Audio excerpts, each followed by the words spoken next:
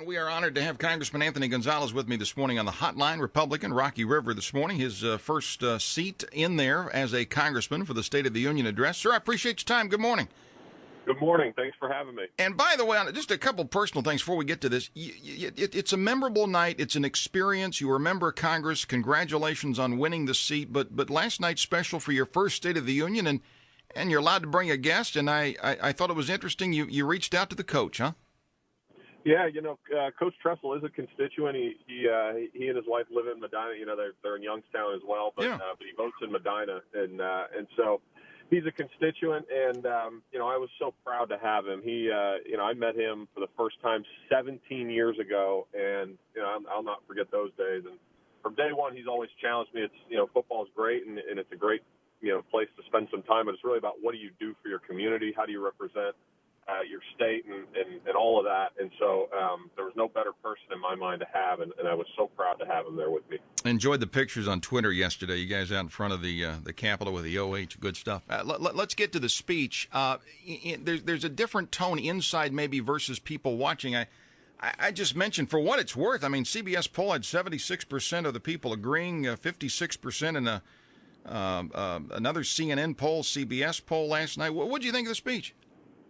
I thought it was excellent. I think the tone was right. We have, and I campaign on this, we have so many things to be proud of as Americans, so many incredible points in our history, so many obstacles that we've overcome across a wide spectrum. And I think the speech was a celebration of that with some of the folks that the president called out during the speech, whether it was World War II veterans or Holocaust survivors or the heartbreaking but inspiring story of the young lady who's suffering from brain cancer, and it really calls out the spirit that we have as Americans, and so I thought that was fantastic.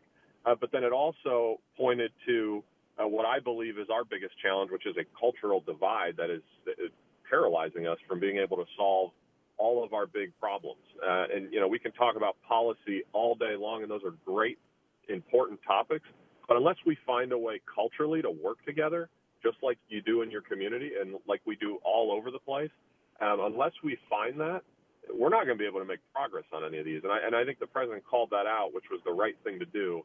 And so I think I think the American people feel that, and that's why you saw the approval ratings for the speech where they are, irregardless of what you might feel about the president himself. I think a lot of people saw that speech and said, yes, that is exactly what I want to hear from our president, and I think that's why the ratings are where they are. Awkward feeling when you're standing and Democrats aren't. I mean, he's obviously the Republican that's the president. Don't get me wrong. Is that awkward though, standing there last night at times? I would say disappointing. I don't know about awkward. I mean, I kind of expected it. I've watched enough States of the Union, but there's simple things, basic things, like they announced the cabinet coming in, they announced the Supreme Court coming in. I don't know if that was on the telecast, but that was, right before the speech.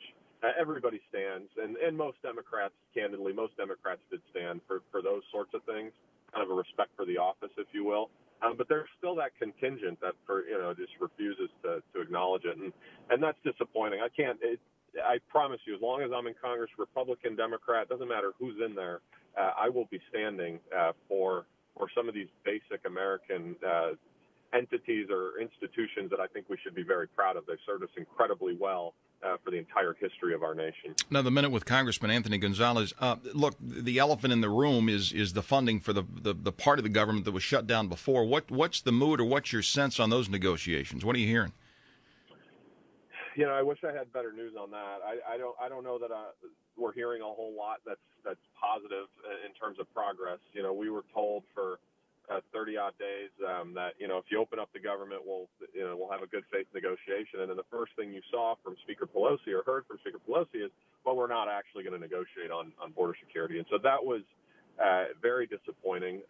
We have a meeting here in an hour where hopefully we're going to get a different update, because the group, it is meeting.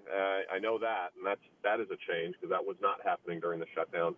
But my hope is that what we end up with is a bill that secures our borders, funds our government, and ends shutdowns forever. I think these shutdowns are unfair to the American people. They're certainly unfair to the workers.